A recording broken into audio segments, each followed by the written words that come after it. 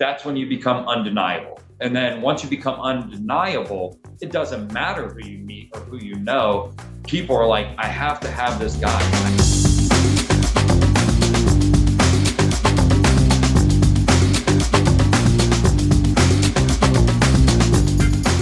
Hello, everyone, and welcome to episode 148 of the SuperSetYourLife.com podcast, your weekly dose of entertainment, education, and inspiration to fuel your life inside and beyond the gym. Speaking of entertainment, I'm absolutely thrilled and honored to welcome Mike Parker back for another round. Welcome to the show, sir. What's up, guys? How y'all doing, man? What's up, Colt? How you doing, buddy? Good, amazing, bro. So Mike's been a big part of making this show happen without even realizing it. Years ago, before the pandemic closed all the comedy clubs, Mike and I were grinding away together at multiple open mic nights per night, getting paid in drinks, burgers, sweet potato fries, sometimes even cash. With the dream of both of us becoming full-time professional stand-up comedians in Los Angeles. When the pandemic hit, I went into full-time online coaching and podcasting with my wife, as you all know.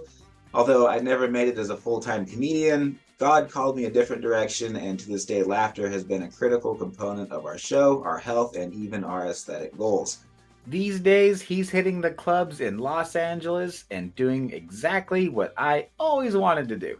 And, again, it's like I said, God's plan versus your plan is not always the same. And so, you're going in a different direction, and it still involves entertainment, and, you're still reaching out to people. So, you just got to keep doing what you're doing. And it also gives you a chance to be with your family, so it's like kind of like what's priority, and somebody like me who, to be honest with you, I don't have, a significant other. I don't have any children. So somebody like me, it's a little bit more, flexible to be in the clubs all the time or just to do whatever. But also, I'm also 44 years old. So so I'm also not that flexible anymore. You know what I mean? So I'm just like, well, do I want to be in the club or do I want to go home and be in bed by 10 p.m.? I'm like, yeah, I'll take the latter. So, I didn't know that you're 44. I thought that you were my age. Yeah, buddy. Oh man, no, thanks. That's the best compliment I've ever heard in my life. Because you're really immature. I mean, you act like you're a 31-year-old. Yeah, that's why we got along so well. I try to live a Toys R Us life, kid. Toys R Us kid life. You know what I mean? So, but yeah, so kudos to you for just going ahead and figuring out what's important to you, which is your family, which is important, so, and obviously, there's different outlets now with social media and with, different platforms to where you can actually be in entertainment with your family, TikTok, all this. So, being on stage and being a comedian on stage, that's maybe that's a road you cross later on in life, so you just keep writing and doing that. But for right now, it sounds like I guess the stage will always be there, huh? Yeah, it's always going to be there, man. And that's the thing. That's the beautiful thing about stand-up comedy compared to something like playing professional sports. There's a time limit with professional sports, right? So, 40 years old, usually is like, certain, depends on what sport, but 40 years old is probably like the cutoff point, mid 30s for sure. But in comedy, yeah, dude. I mean, just being 31, like I'm seeing signs that are, starting to go downhill already. It's like, what? I didn't used to hold fat right there. What the? When did that start happening? Like, where did that wrinkle come from? Just wait till you hit 40, buddy. Then it's all downhill from there, man. Don't tell me that. No, I'm telling you, you're on your 40th birthday. You're going to have the best birthday of your life, right? And then on 40 years old and one day, you're going to be like, oh, man, my eyes are sure going. My back is sure going. My knees are still hurt. Like, dude, it was crazy for me, man. So I'll be honest, like the last 4 years, I mean, I've definitely come to terms with it, but like the last kind of like couple years, man, I've been dealing with the fact of like, I'm getting older, man, so it's like, yeah, I mean, honestly, sometimes when I get out of bed, I sound like a bowl of Rice Krispies, man. You know what I mean? It's like, dude, pop, bro, just what the heck, man? And Oh, bro, see if you can hear these. Do you hear those? Do you hear oh, that? the nuts? Oh yeah, dude. Like, dude, I That's got what some. getting old sounds like right there, man. No, Or getting lifting old. too heavy or something. I don't know. No, you're good No. there. Getting old is Oh, did you hear that one? arthritis. That one was even better, bro. Can't even crack my knuckles anymore. Yeah. But that's the thing. Like I said, you could literally die on the stage. You could be 97 years old doing comedy. So, whether you that's why, a lot of people, there's a lot of great comics that have started at, in their 30s, 40s, and 50s even, because it's a career that can last, all the rest of your life. So, if you start at 50 and you die at 97, well, damn, dude, you've been doing comedy for now, 47 years. So, Yeah. so that's the cool thing about comedy. So you can always put it on hold and come back to it, and that's it. Or you can build an empire, a different entertainment empire around you, that once you get followers, like you said, when you build this following base, that you could literally do stand up because you have this following. Even if you're not even known as a stand up comedian per se, you just go to a club and be like, hey, boom, I got like, 2 million followers. Like, I'm gonna do comedy here, and they're gonna be like, yes, sir, okay, thank you. So Right. so that's the thing too. So it's a good thing what you're doing. Spending time with your family, but you're Thanks, still bro. in the entertainment business, man. So that's good. Family is comedy though, bro. I mean, it's like Yeah. every single day, man. Like the things that I'm saying that I never thought that I would have to say in my life, like honey, don't kick your mom in the face, please. Yeah. We're all snuggling in bed, and Yeah. and my daughter just gets really squirmy late at night and just kind of antsy and stuff, and that's where like, okay, it's bedtime. No, and so then we have that argument. But yeah, don't kick your mom in the face. Um that was a new one. I gotta be all right. Listen, no one's around. So if you had to give parenting or just raising a child, now again, don't virtue signal, all right? Okay.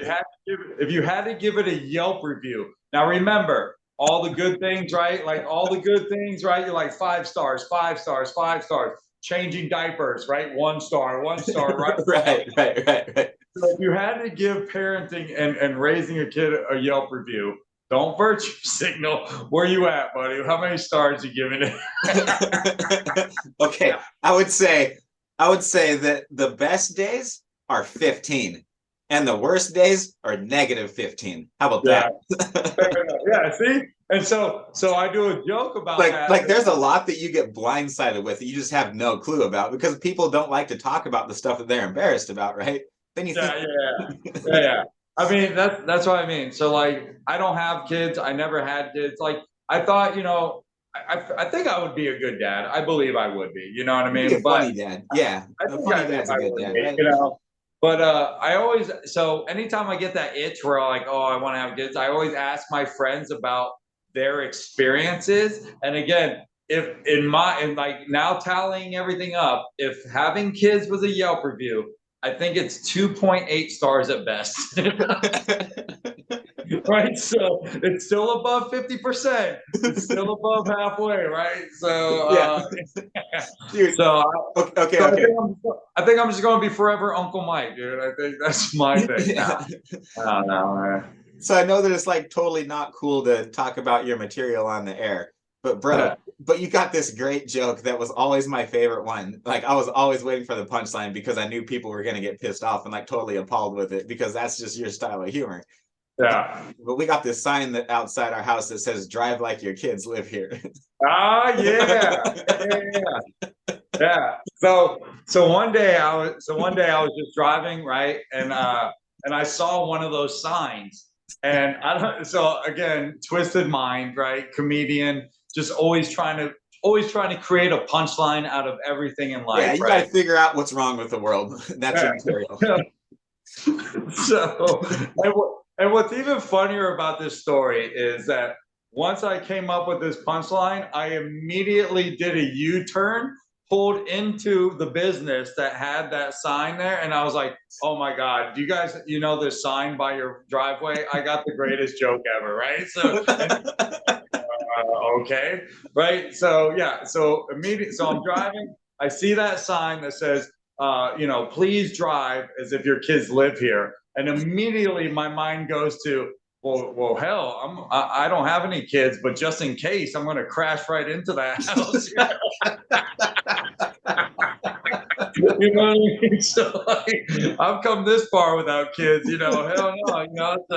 I'm not. So What did they say? so it's a funny joke, and again, it's a joke, right? It's all comedy. I tell a lot of anti-kid jokes on stage, but like in reality, like again, I'm Uncle Mike. I'm fun Uncle Mike. I do love kids. Not like in an R. Kelly way, you know what I mean? But you know, that's why I like, dude.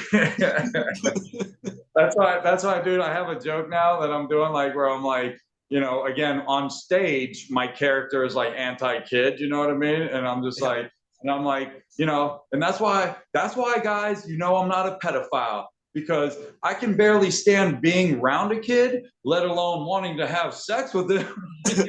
Oh my God. Yeah. So, but you know what I mean? But it's like, dude, so, but like, yeah, but again, off stage, like Uncle Mike, dude, I love, again, kids are the future, kind of, I have that hope, right? We know it's not the like total truth, but there's some kids are the future. We'll put it that way, right? But yeah, so, but yeah, I think I'm good with Uncle Mike, dude. Unless God has a different plan for me at like 70 years old. Can you imagine that? That would be just terrible, dude. Like, to find out that was not your calling and you dedicated your whole life to it already. Yeah, and then just at 70 years old having a kid, man. That would just be, dude, man. I'd be 90 years old going to my kid's graduation, dude. That'd be terrible, man. Yeah. Yeah, I think once you hit an age, dude, you just gotta be like, all right, now you got to think about your future kids. You're just like, I don't know, man, I can't walk my daughter down the aisle at 85 years old. You know what I mean? Like, they're gonna think I'm their grandfather. Yeah, man. So that's it, but that's good, man. Again, dude, like, do your thing. I know. Just knowing you, I know you have a good thing going on in home with your kids. You know what I mean? With and your wife. So family first, buddy. So you keep going. We're really blessed, bro. They're my absolute best friends, and they're the people that I'm with all day, every day. I mean, today I haven't left the house. We're working out, filming videos, teaching other people how to be healthier, teaching people how to eat what we eat, and just playing with my kids in between sets, basically. Yeah. So what are you eating nowadays? What am I eating nowadays? Keep healthy, man. Yeah, meat, salt, water, and that's about it. I'm just feeling better. Yeah. No carbs. Everything else out. Yeah, especially carbs. It's not something that carbs really ramp up my appetite, and so yeah, being able to be in tune with my satiety signals is just kind of impossible. Like, I can't ever tell if I'm really hungry or not, or if it's like if it's like some sort of trigger response or something. So, man, kudos to you, dude. So just cutting it all out. Yeah, but bro, I mean, hey, you live around all the Mexican food, so I respect you for. Do you know how terrible a burrito would be without the flour shell? and not only that, do you know how terrible it would be if I went to the restaurant and was like, oh yeah, I'd like a burrito without the flour shell, dude. Like, they just come with a plate of slop, dude. This is like, no, Yeah. I honestly though, man, I'm about to get on that. I'm about to get on that regimen, honestly, man. So if you had to put a count on your carb intake per day, do you have a number on it? Are you zero Oh or yeah. Do you want to know what my carb intake is to the exact number? are Uh, you zero intake or what's up? no, so the only carbs that I eat are these things here. One of them every single day. It's a keto brick. And everything else outside of that right now is ground beef and like other types of beef, because beef in the United States is taken care of and fed a lot healthier than like chicken and pork. And so I'm finding less histamine responses, less inflammation, better recovery, better sleep, better bedroom life. You know, sleep obviously is what we're talking about. And so that's good for your body, right? But eliminating everything to the foods that I know for sure have been working for me has been super helpful. So total carbs for the day would be, bam, says it on the front of the label, 14 grams total carbs per 1,000 calorie brick. Yeah, so Damn, 30 grams of protein, 91 grams of fat in these guys. So you don't eat things like carrots, right? Because they have sugar in it, right? Like a lot of like, right? Yeah, Like I'd be no fruit, right? I think the fiber would throw me off more than anything. Not having any fiber is it's kind of weird for some people to wrap their head around, because we've been told our entire lives that fiber is good for us. I feel 10 times better without fiber, and I haven't had fiber for quite some time now. And I'm one and done first thing in the morning, like clockwork every single day, never any stool issues. When you cut fiber initially, if you have been eating fiber like every single day your entire life, those first couple trips to the bathroom for, like, depending on the person, maybe a couple days, or is up to, I think my last guy that I got on a meat and salt diet took about 2 weeks of pleasant bathroom visits, and is doing great now. But yeah, fiber for me is always, it's not something that your body can even digest, and so yeah, it helps push things through, but it strips you of a lot of other nutrients along with it. Essentially, is what fiber does.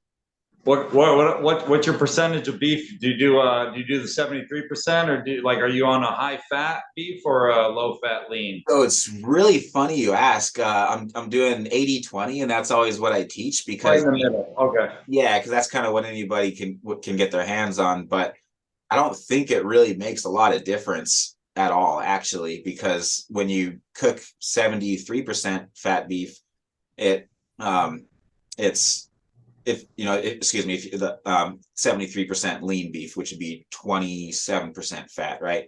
So that just means that more fat is going to cook out, and so less fat is going to cook out of the leaner ones. So by the end of the day, as long as it looks the same, I kind of eyeball it from there, because I really don't think there's a way to be more accurate with it. Assuming that the label's 100% accurate either. Hope that's a roundabout answer to your question. No. That's why I only get 50% beef, because on my George Foreman grill, everything's 90%. You know what I mean? So it's like all that fat just cooks right out.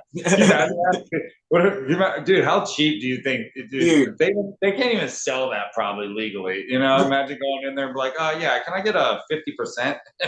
Yeah. 50 fat, you know? Yeah, I like no, that's good, you man. got to be careful if it's an open flame grill too, because we got this we got this smoker. It's a really, really nice smoker. Like, we don't have a whole lot of nice stuff, but this is one of the things that we have that is really, really nice. It's a really nice smoker. And I can't remember what I cooked on it. This was 2 weeks ago. I'm 99%. It was 2 or 3 weeks ago, because it must have been right before I started the beef butter and bricks challenge. About 20 days into that right now, just having beef and keto bricks. But I think it was the week before, though, and I'm 99% sure that it was pork belly that I was cooking. I just wanted to smoke all of it, and I showed it to my wife Taylor. I was like, babe, you're sure, because she does 10 times better than I do. I was like, you're sure this is not going to cause like an open flame or a gas flame or something, right? Because those are a lot, because when gas catches on fire, or when fat catches on fire, or grease, that is never a good thing. That's like, you need to call 911 if that happens. Yeah. So she was like, I think you'll be okay. And I was like, all right, good enough for me. And so went ahead and did it. I knew it was a bad idea. And yeah, about 15 minutes later, we had the fire squad over it and everything. that was a dad fail. That was like 10 o'clock at night too, man, after the end of a hard work day. And I was just like, seriously? All right, listen, but it wasn't a total dad fail because it was communication with the mom as well. And she also gave thumbs up. So that was a co-parenting fail. So Yeah. don't be so hard on yourself, right? No, there were smoke alarms going off, bro. It was. You asked Taylor first. And she said, humiliating. you'll be all right. You know what I mean? I like how she brushed it off, just like, you'll be all right. I know. Yeah. I think her mindset was, okay, my husband really wants to smoke that pork, and he's probably just gonna do it no matter what. So okay, here we go. We'll see what happens. Yo, do you think the fire department sends you a bill for that? They should have, man. I know. I always wonder that. You know what I mean? I felt so bad for him. I was like, I'm sorry, guys. Like, yeah, this is why this happened. I knew it was a bad idea. I'm so sorry. I mean, do you want some water or something? Hey, you want some smoked pork? They're like, they're so mad. They're like, oh, I got dressed for this, dude. I could have put this out in my flip flops. You know, like. Yeah. Yeah, dude. No, I've always wondered, like, if something like that, and you have to call them and they come, like, do they send you a bill, dude? Like, like, oh, here, oh, fire services aren't free, buddy. Just so you know, I don't know. You know, I figure I was like, my taxes pay for this, right? Dude, now you know, you got the green light there. Yeah, dude, that's crazy, man. Dude, that's funny, dude. Yeah. All right. Well, shoot, man. Well, that's cool, dude. So, just and the salt. So the salt intake. You know, how does that play into it? And then, Oh yeah, you know, yeah. what is the myth and the facts versus, like, you know, bad and good salt. You know, like, in a sense. You know, because you hear everyone say bad. You know, salt is bad. Salt is bad. You know, Right. I hear it all the time. I love salt, but you know. You know, Yeah. so Okay, so basically, when it comes to how the world views salt, and just the fear of consuming salt in general, that's because there's a lot of even the reason that people think that salt has anything to do with heart disease is because it's always in high correlation. So somebody that has heart disease for, you know, it could be a number of reasons, but dietary, when in the context of nutrition, that would be chronic overconsumption of basically everything. You're just eating too much food, and you're eating food that's bad for you. And it's not the sodium that's the problem. It's just you're going to be eating a lot of sodium if you're eating a lot of unhealthy foods, right? And so it's not the sodium that necessarily causes it, although over consuming sodium is just flat out a bad idea. It's hard to do if you're on a whole foods diet, right?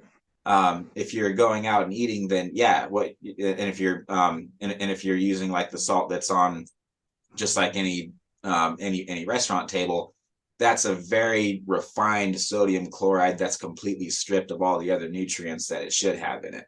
And so it's kind of like eating sugar versus eating a sweet potato. Like, yeah, they're both glucose, but they affect your body completely differently.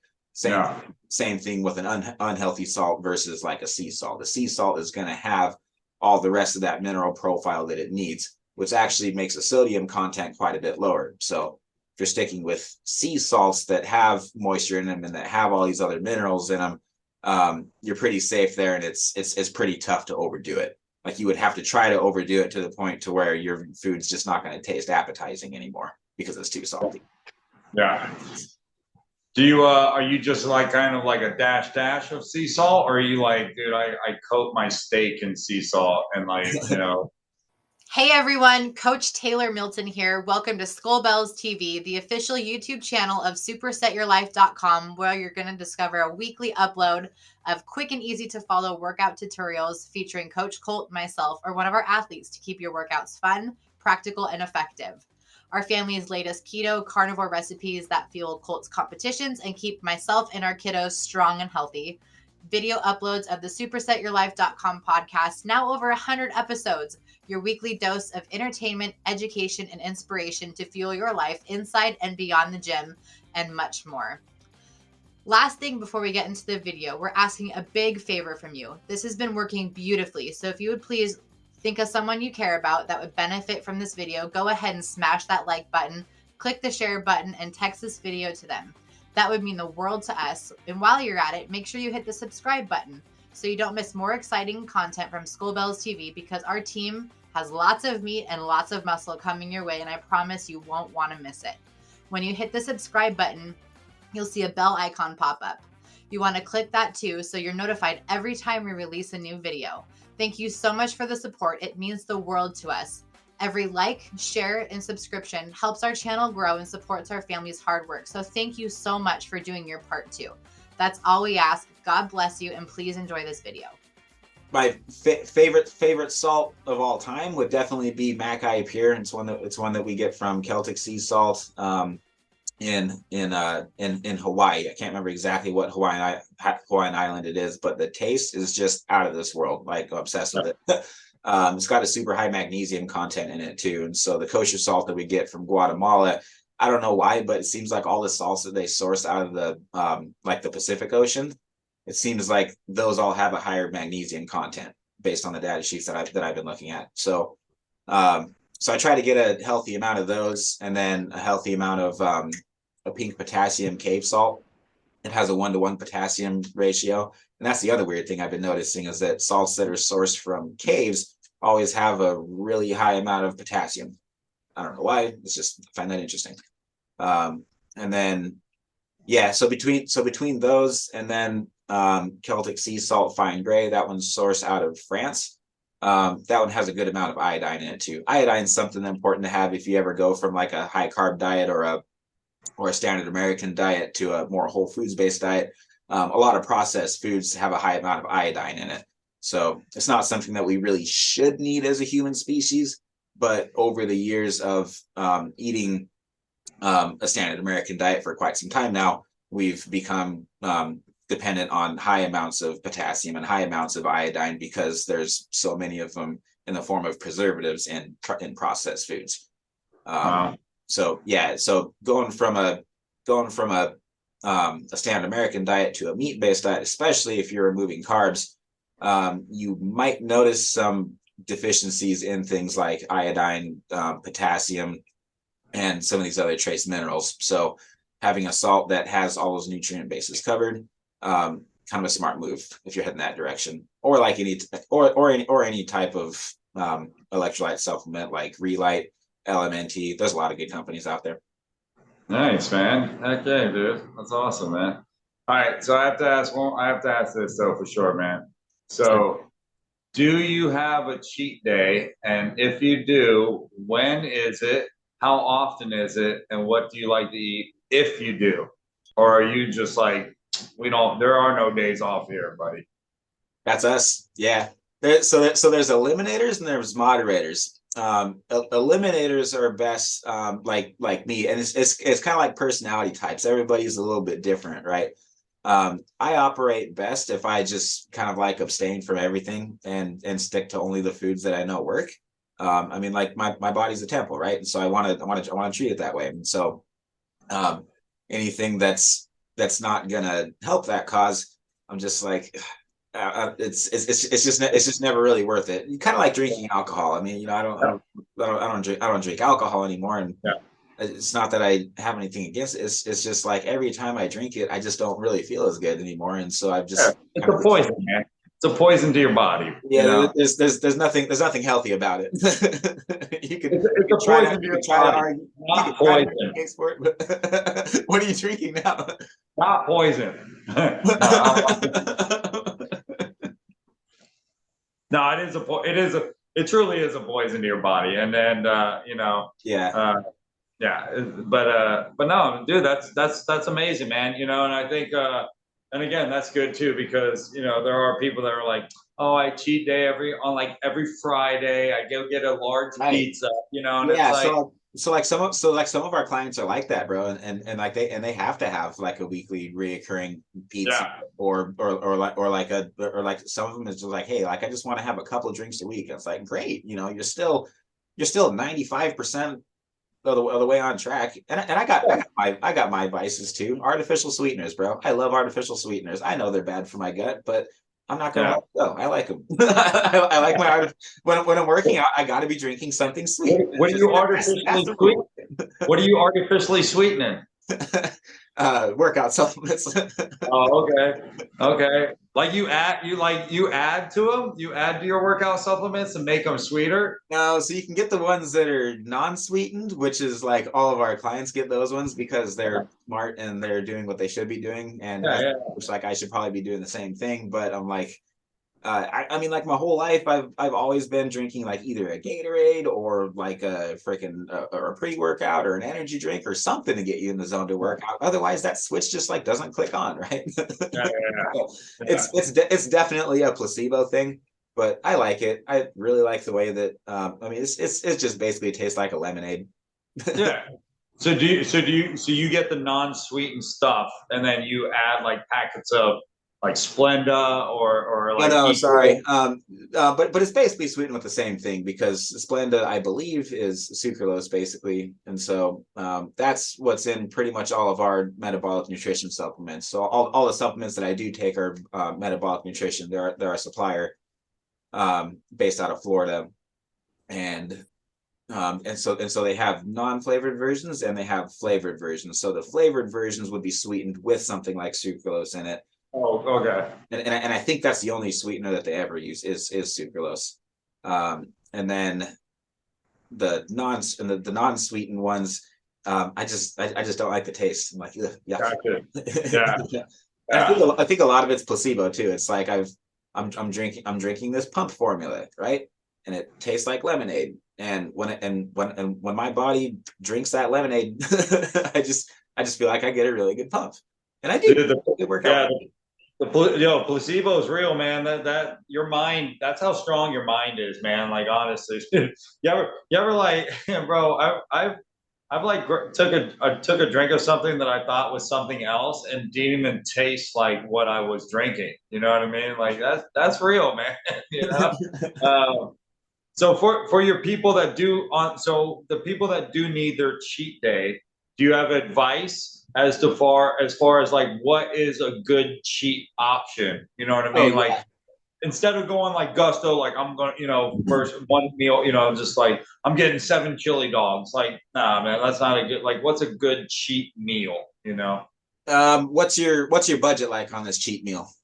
Well, I'm saying like, is pizza a good cheat meal? Is it Popeye's chicken Oh, that's okay. fried, you know? If someone, everybody has their thing, their vice, like their one or two foods that they really don't want to give up, and like if they did, they would kind of just not be cool with it, or they would get anxious about it, right? That's what you really want to avoid because that makes the diet unsustainable.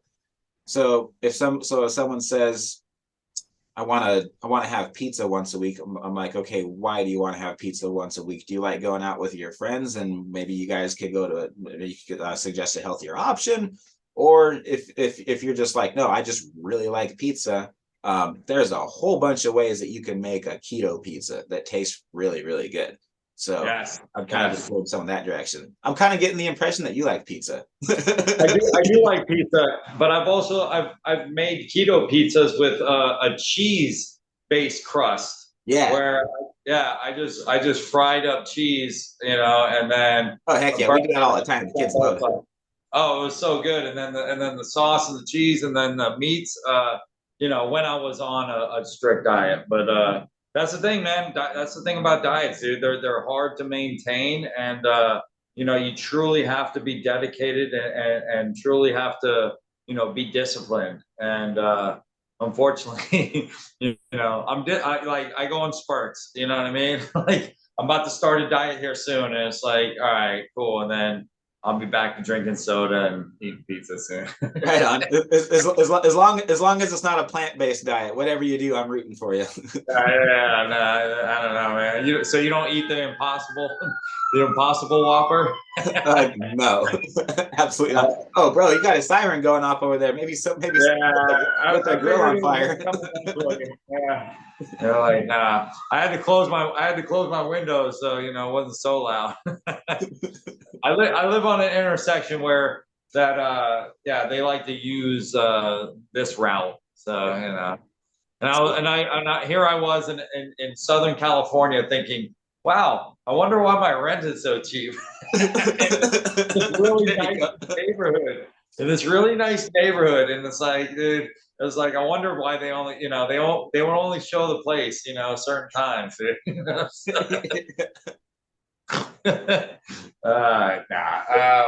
Yeah, dude. So, well, What hey, part of LA do you live in?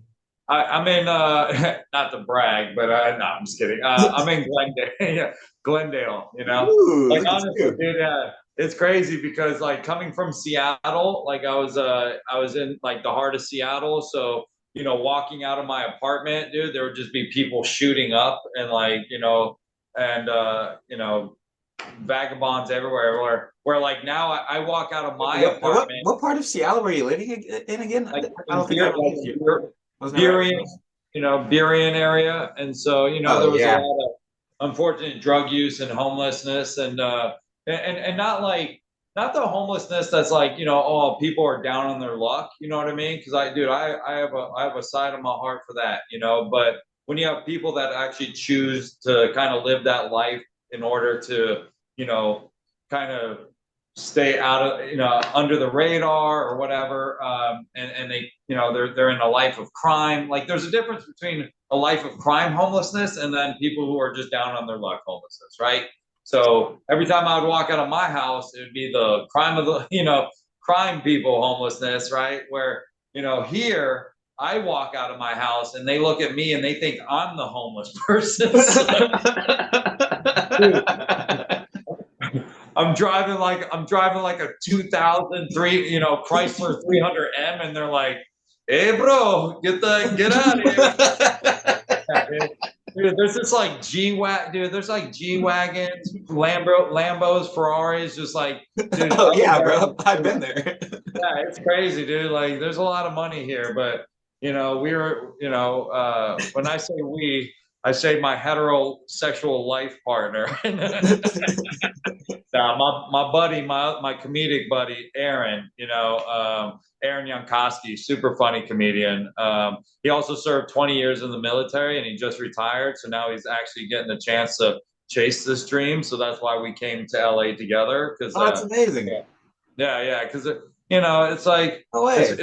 it's one of those things, man. You when you're doing like entertainment like this, and you're in a city per se like Seattle, and Seattle's a big city in my opinion as far as comedy and just entertainment. Like I wouldn't say it's like the top 5 comedy, but I would definitely. It's in the argument for top 10. Like it's just such a great scene and underground scene.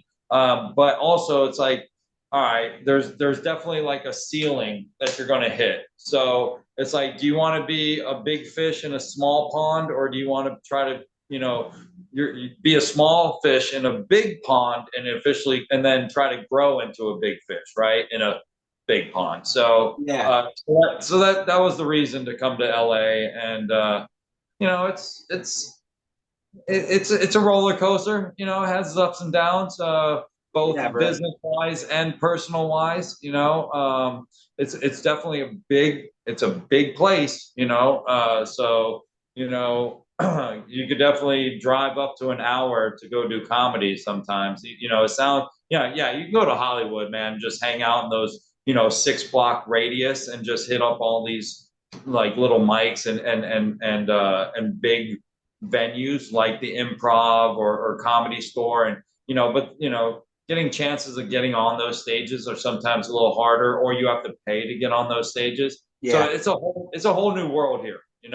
Sometimes you can go into a place and spend 3 hours. They do a lottery system here, and it's you put your name on a ticket, put it in a bucket, and you sit there, and they'll have this open mic for 3 hours. I hate lotteries. I went to a few of those in Seattle. 3 hours. Yeah. 3 hours. And you could sit there and still not get picked, and that can happen, dude. And depending on your luck or whatever, Can you imagine that, going to this mic 5 days a week and not getting picked? So you just spent, basically 15 hours of your week not doing what you love to do. So, it's one of those things where when you come here, man, you got to be prepared for that. And I think also you have to be like, you got to be ready, man. Like, you have to be, when it calls, man, when the stage calls, you have to be ready. And if someone's watching you, you got to be ready to perform, like, because that could be your chance, and Right.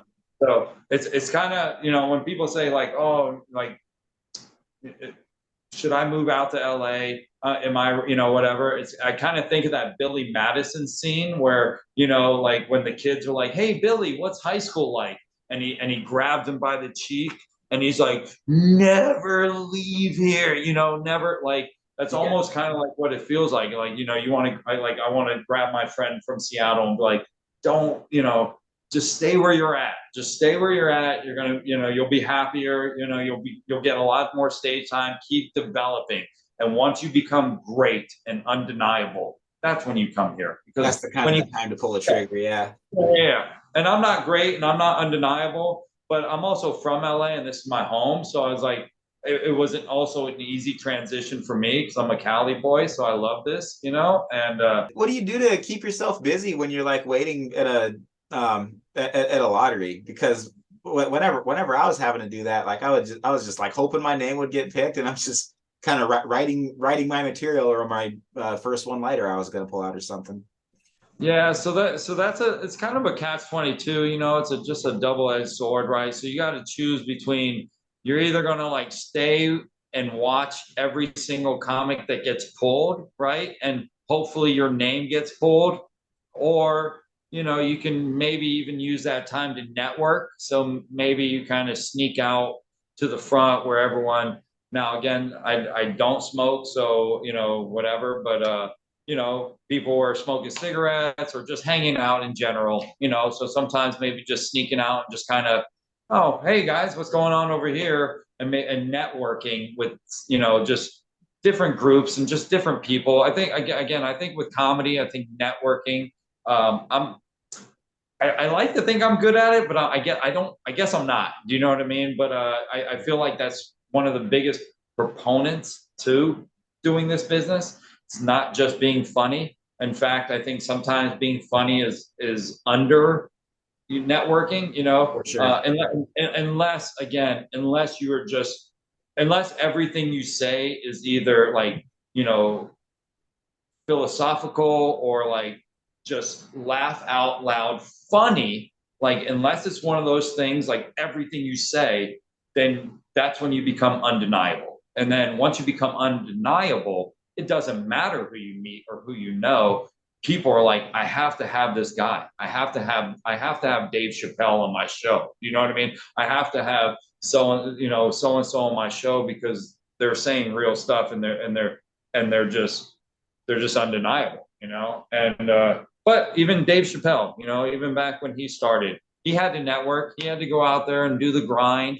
If I had to describe Dave Chappelle in one word, it would be undeniable for sure. Yeah, and again, and he says some controversial stuff, and again, too, I think, the things he says, I think you also have to kind of, go between the layers and just understand that, like, it's comedy, and he's sometimes saying it for the shock value. Yes, there's probably some truth to what he's saying as far as what he believes. You know what I mean? Like, it's like Donald Trump. It's like Bart K. It's like you really over deliver your point. K, got it. Yeah. Don't need to take offense to it. Yeah, so it's just like, all right, but in the end, he's an entertainment. He's a comic. Just like with George Carlin. George Carlin went from somebody who was telling jokes that was getting laughs to somebody who everything he said was applause. It was an applause break. You know what I mean? Like, yeah, you'd laugh, but for the most part, you're like, wow, man, what you just said was really profound. And yeah, that's exactly how whatever system that you're talking about works, So, yeah, dude. Again, just so going to a mic and spending 3 hours there, hoping that your name gets picked. It's just one of the, again, it's like, what do you want to do? Do you want to That's where you need a comedy buddy, bro. That's where like you were the guy that got me through days like that. Yeah. And so I'm not surprised to see that you have that same camaraderie that you were just describing earlier. Yeah, and it is. I think it is important to have like at least a comedy buddy, if not more. Do you know what I mean? And Yeah. unfortunately, that's how comedy is, and I think that's how a lot of things is. It's clicky. I don't like it. I want to just kind of. I just want to be with it. I just want to be cool. You and I were kind of the ones that never really fit in with it with the cliques in Seattle. Huh? Well, yeah, well, again, I mean, dude, I'm not trying to sit there and just be like, oh, hey, you're so funny, you're so great, can I sit with you? No, it's just like, dude, I'm a human being, you're a human being, we're doing something the same. It doesn't matter a lot. All right, cool, you don't like my material, that's fine, I don't have a problem. Who I am on stage is not necessarily who I am off stage, right? So who I am on stage, again, I'm an older comic, so like I have that old school mentality of that kind of edgy material. I'm not an edge lord. I don't purposely say things. Yeah. I don't say things just to say them, just to if I don't stand like I don't say the F word, I don't say the N word, I don't say you don't say the F word on stage, really? I mean, dude, the only way I would say something, and I'll just say right here, like, and again, the only way I would say something like the word like retarded or faggot would be, it would have to be a joke to where that word is not used in a malicious way towards the people that it has been described about. So, right, 100%. For example, a long time ago, I wrote a joke back when the Ukraine wars popped off. And you remember when like everyone was sanctioning Russia about like they were like, all right, you're not in this, you're not. The Olympics was like we're not inviting Russia to the Olympics. I did a joke where I said, man, this like Russia, you are messing up, man. They're not inviting, like even the Special Olympics has now decided that they're not going to allow Russia to participate in their events, citing the reason they don't want to expose their athletes to a bunch of retards. You know what I mean? So like, because again, the idea like what Russia is doing is stupid. You know what I mean? And now that's not. Again, when I use that word, I'm not using it towards the people that have been oppressed by that word, by meaning like special or ability people, right? So, and I've never even used that word ever in my life towards that. It's always just kind of meant stupid to me. Never like it never meant like the a person per se. So and so again, and I've said that joke maybe twice, and it's a timepiece, right? I can't say that now. The war has been going on for friggin' 2 years almost now. It seems like, at least. And right. And it's like, so those sanctions happened earlier in that thing, and I said that joke twice. Boom, it's over. But again, I don't say it just to say, oh, I got to say that word, per se, and whatnot. So I believe in free speech, but I also believe that there are certain things that shouldn't be said as far as in the context. As in the context to be used in a malicious way, right? So there was a comic up there screaming the N-word. It's not funny. That's not funny. It's not anything in context. Someone, again, whatever your opinion is on Louis C.K. and what he's done, again, I'm not necessarily a fan of his, and what he's done is he's going to have to deal with that. I would never have him on a show per se, right? Right. But he has a joke where he says the N-word, and the way he does it it works. Does that make sense? So it works. You know what I mean? Because it's not done in a malicious way, and the way he says it is just kind of he's just kind of saying it from a third person perspective, right? So it's like it can be done, but again, it has to be super smart. Has to be. You really have to have some discretion around it. I went through a phase where I was using the F word a lot because I really see nothing wrong with it. I see nothing wrong with the word, and I think it needs to be used. I'm sorry, buddy. I use the F word. I use the 4-letter F word. I don't use the F word that describes a certain class of people. Does that make sense? Yes, I agree with you 100% loud and clear on that. Yeah, sure. yeah. Yeah, the F word. So I'm talking about the 4-letter word. Yeah. All day, I do. Yeah, and like right, okay, like it's an it can be used as an exclamation point. Like, you know, I've been to Tony Robbins seminars to where it's like he uses the word a lot. I'm like, wow, okay, the way that he does it is really, really effective. It really is. Some, you know, I think that if it was used back in biblical times, I don't know, maybe it would have been, maybe he'd be in there. Probably shouldn't say that. Dude, that'd be. Can you imagine Jesus just walking into like the temples and seeing these guys setting up shop for money and be like, "What the fuck is guy doing, dude?" Like, just flipping tables and like, what the, you know? Dude, I mean, you know what? It's just that word wasn't in the Greek though, and so it could probably be translated that way. I don't know. Dude, Jesus is just like, can you believe this shit right here? Dude, just like, dude, it's like, like you get to heaven, you're like, Peter, I haven't cursed all my life, and Peter's just like, oh, you should have, because you know it's a filth fest in here, dude.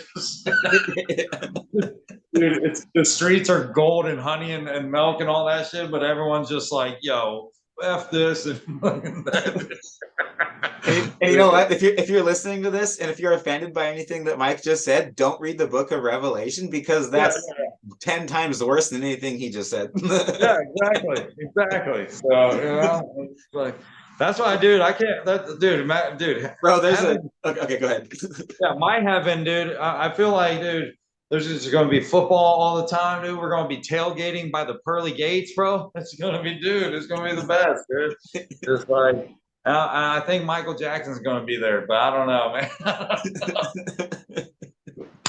What if we get there and he is, and we're just like, see, we were wrong. Everyone was wrong, but I wasn't wrong. I wasn't wrong. If you're gonna sing, what's my favorite song? Favorite song of his, bad something. Beat it. Yeah, no. Beat it. Yeah, if he does the song Beat It, I'm there front row, but someone's got to watch my kids because they're not going to go near.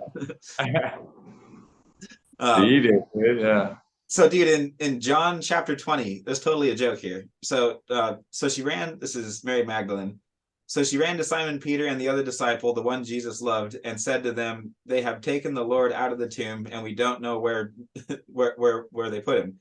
At that, Peter and the other disciple went out, heading for the tomb. The two were running together, but the other disciple outran Peter and got to the tomb first. So John wrote that. And that's like totally out of context. He's just saying, oh, by the way, and I beat him. It was a race to Jesus, and I got there first. That's basically what he says. John chapter 20, everybody. Check it out. John was like, yeah, Peter likes a lot of carbs, is what I'm trying to say. Yeah.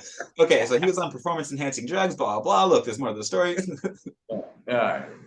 Yeah, he's like, John, I eat fish. Peter eats a lot of the bread. You know, a lot of panna in Peter's diet. Yeah.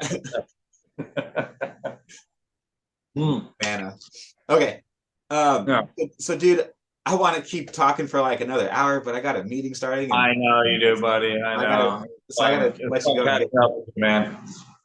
Cool. Well, I do have one question that I wanted to ask, though, that I was actually dying to ask you. Yeah. It's a serious question. Is that all right to have a serious question? Yeah, absolutely. All right, man.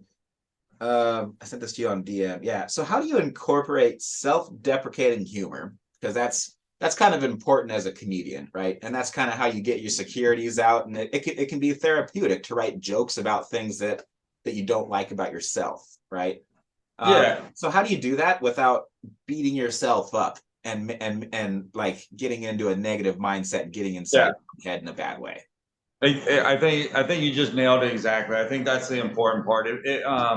I think like self-deprecating humor, if that's your crutch that you lean on, I find it kind of hacky, to be honest with you. I don't have a problem with, with a little kind of jab at yourself, but the reason I say this is because when you're up there, you want to have this confidence about you, right? You want to, you have, whether it's 100 people or 20,000 people, they're all staring at you. You know what I mean? So you just kind of want to have this confidence about you. And I think if you spend a part of, like, a good part of your set or doing comedy, just kind of downgrading yourself, like, it kind of takes away from that. I don't know. I mean, I guess it can be funny to the untrained ear, I guess, of comedy per se. But yeah, I try not to do too much self-deprecating about myself. I mean, I could be like, oh, even just right now, I'd be like, oh, I look like I sell cigarettes to eighth graders. You know what I mean? Like, all right, so yeah. So I mean, boom, like, like I look like I hang out at skate parks and sell cigarettes to eighth graders, right? So, that's a simple little boom, boom, little boom. I could say that real quick. But I definitely don't dwell. I don't sit here and, like, I have a joke where I say, I've been single for 4 years. I guess you can't be picky and ugly. That shit don't work. You know what I mean? Yeah, So, that was always one of my favorite ones. yeah. So I mean, so again, am I Brad Pitt? No. Am I, again? But do I think I'm boo-foo ugly? No. You know what I mean? So, I have confidence in myself, and so, but like a jab like that, it's a funny little jab. It's whatever. You know what I mean? Like, if I was, like, if I honestly, man, again, if I look like you, I couldn't say that. You know what I mean? That'd be dumb to say. It's And like, then I would just look like a jerk if I said that. well, no, well, so I mean, because you're definitely, you have the body type, and you have the good, you're a good looking young man. You know what I'm saying? So, to sit there and say, oh, I'm ugly, it just wouldn't work for you. You know what I mean? Where again, I'm kind of like, I'm short, I'm kind of a little bit schlubbier, per se, so I can get away with it. But also, I know I'm not ugly. You know what I mean? Like, I Yeah. know I'm handsome, at least to a certain degree, right? So, that's more for the crowd. But again, it's a little quick jab, but I'm not going to sit there and just keep dwelling on it. I'm not going to keep saying, oh, this, that. Like, I want these people to, really come on a journey with me. And especially if I'm doing something for an hour or up to an hour, again, I don't want them looking at me, as something less than, you know what I mean, than what I want them to be. So I don't want to beat up on myself, because then the whole time they're just going to be like, oh man, just I wish this guy would make fun of himself again, or something like that, or I don't know. So, there's a time and place for it. I don't think it's something to kind of like, hang your hat on and use as a crutch. But some people can do it. Some people can pull it off. I think in order to pull it off, you have to be one of those people to, you know what I mean, to justify the means, right? So it's got to be like a white elephant in the room type thing, to where it's like, okay, you're thinking this about me. I'm gonna put those words in your mouth that you're trying to figure out how to say. Yeah, and and that's why, like, a lot of, like, heavy set comedians, like super set comedians. No, I like it. Yeah, I'm never gonna think about superset the same again now. Yeah. So it's like one of those things where it's like, a lot of those kind of comedians, they almost rely on that, right, to get those kind of jabs in, to kind of ease the crowd in, because that's also something too. Like, all right, cool, man. Well, now you kind of got them off guard or whatever, because you're heavy set or you're super set. So now you're, but again, I also find that kind of hacky too, because it's like, how many? All right, we get it, man. There's fat jokes, we get it, and then you just kind of feel bad for him. You're like, okay, move on to something a little more yeah, light. and we get it. You're fat, so you can make those jokes. We get that, but dude, I hear it all the time. That's just like, this is like comics who have a Jewish heritage. Like when they just do like jokes, like kind of exploiting that heritage. It's like, all right, guy, man. Like we've been there. We've heard this stuff, man. Like, don't use that as your, catapult to fame, or to being funny, because, exploiting your heritage, or doing, you know what I mean? It's just recycled stuff, man. And it's like, you're going to hear it all, so everyone, it's just like anything, just like music, man, or movies and music, it's like, dude, how many notes are there in the world? Eventually, you know, we're going to start playing the same notes, you know, and we're already playing the same movies, you know what I mean? And we're already, there's already, you know, how many people can say, you know, oh, women be shopping, you know what I mean? Like, you know, or, you know, Asians can't drive. Like, dude, all right, man, that shit was funny in the 80s and 90s. And you know, and there's definitely a stigma to that, but you can be more creative than that. like, come on, man. Like, let's move it on. You know, like I said, you know. So you know, again, me personally, I try not to be too self-deprecating. I'll throw in a jab there and there because again, I know I'm not perfect. I know I'm not chiseled. I know I'm not fucking, you know, beautiful. But I mean, like, so I'll throw it in there. But also, I want to maintain this kind of confidence on the stage because that confidence allows me to say some of the things that I do say that, you know what I mean? That again, because I say it with confidence and I say it with like a, I don't care what you guys think attitude, that's what makes it work sometimes. You know what I mean? So, you know, again, that's why the joke with the boat, you know what I mean? Like if I, you know, if I ever say a joke and then the crowd pulls back and like, whoa, whoa, whoa, I stop and I say, guys, relax. These are just jokes. I don't own a boat. You know what I mean? And then it just brings them all back, you know, because then earlier I talk about because you're telling them to relax, but there's another punchline behind it. Yeah. That's one of those. That's one of those ones where the art of tagging, the way that you're able to get to take a really simple concept and get so much mileage out of it. I've always admired that about your act. Yeah, and that's you know, and that's a huge thing too, man. Like because you can literally, if you're good enough and dedicated enough to sit there and I'm not. I'll be honest. Like I tag, but I'm not like. But you can turn one joke into like a minute joke. You can turn into like a 5-10 minute joke if you just sit there and truly dissect it and just take every word that you're saying in your first initial joke and just dissect it and say what can play on this word, what can do on this, what can, you know, how can this compare and contrast to this, how can, you know what I mean? You can do that, man. Can I make a list of 3 out of this to where you're expecting the third one to be the same as the first 2 subjects, but you send them for a trip and it's a different punchline? Yeah. I mean, that's the beauty. That's the beauty about comedy, man. You know, it gives us a chance to express ourselves and to say things that, you know, again, we are in a world where you do have to kind of tippy toe a little bit more, you know, which is understandable. I get it. The 80s and 90s comedy, great. But yeah, but going back and watching that now, it's like there's a lot of cringe stuff, you know, and it's just like because we are trying to be better as a people. So like we don't, you know, like back then we were just like, but now as we look back, we're just like, yeah, that was an inappropriate thing to say to an oppressed people per se, right? So you know, but again, I'm not afraid though. I say crazy things, I say silly things, but I definitely try as hard as I can to make it to where it's not really going to affect somebody or a group of people. You know, might hit up, might get, you know, might make one person mad, and they're going to be white. I can tell you now, but and it's going to be a woman.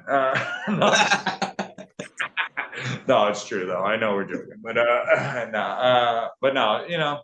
So you know, just like anything in this world, man, comedy has to evolve, and you know, and as people who do have a platform, and if we ever get to that certain, you know, fame level, that I do believe that we have a responsibility to, you know, report, you know, again, it's just that scale, man. It's that scale as a comedian. When you get to that point, do you just want to continue telling dick and fart jokes, or do you want to actually talk about the real stuff in the world and like what's going on? It might not be as funny, but it's going to leave like you, the audience member, leaving here with a different perspective maybe, or definitely something feeling inside, right? So you put the two opposite extremes together and you get something pretty special, pretty powerful message. Yeah, dude, you can talk about that stuff and be like, and 5 minutes later be like, hey guys, You know what I mean? Like, you know, but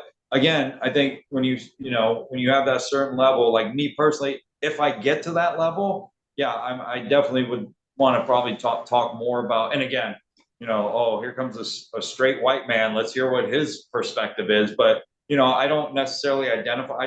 I'm Mike Parker, man. You know what I mean? Like, don't put labels on me and stuff like that. Like, you don't know who I support. You don't know, who I'm actually, like, what I feel is on the right side of history. So it's like, so, we'll just take it one stage at a time and hopefully not get canceled. Amen. Well, here's to not being canceled. Where's the best place for people to find out about you and your content, my man? Yeah, so right now it would be at my apartment if you just want to come to my house and hang out. But no, because I'm just not good at social media. I'm gonna put your address in the show notes. Yeah. I'm gonna try to get better at social media, but just follow me. Follow me on Instagram at Mike Parker Jokes. You can't mess that up, So or on Facebook, friend me. I'll friend you back. And if you have an interesting profile, that's it. Yeah. If you're a real person, you know what I mean. Like go and listen. And if I accept your friend request, don't invite me to any of your groups or to play seriously games, because immediately I will delete you. You know what I mean? So I'm gonna make sure I put you in our Superset fans only page. Okay. Yeah, there you go. Yeah, Instagram's better because it looks better if I have more followers, I guess. But there you go. I don't TikTok though. I should, I guess. That's what they did. Yeah, but well, listen, buddy. Hey, man, it's been real, man. Thank you very much for having me, dude. And it was great. And we need to catch up one of these times and maybe not record it too. That'd be a good idea, right? Yeah, no doubt. I'll have you fly out here, man. We're just gonna hang out in Cali, dude. So I'm there. Just keep me away from the Mexican restaurants. Yeah, you got some clients out here, so you got to do. See, as a business owner, you have to you have to take business trips. I know, man. One more time. Hey, let's go watch a show. I know the guy to go see. You can write them off, and then you can go visit. You can go visit your clients and make sure they have what they need, and then we can kick it, dude. So so anytime you're ready, man. But yeah, give Taylor my love. You know what I'm saying? You guys, thank you so much for having me. And I wish you the most, success moving forward and continue living that family life, buddy. Keep doing it, buddy. Thanks, brother. I'm praying for you too. Much love. All right, man. God bless, man. God bless you too, brother. Hey, everybody. Thank you so much for joining us for this entire episode. If you found this entertaining, please do 2 things right now. Go ahead and shoot this over to a friend, share it, and make sure that you follow Mike, all right? If you did not laugh on this episode, I think you need a better sense of humor. But seriously, though, God bless you. Thanks so much for joining, and we'll catch you on the next episode. Bye-bye.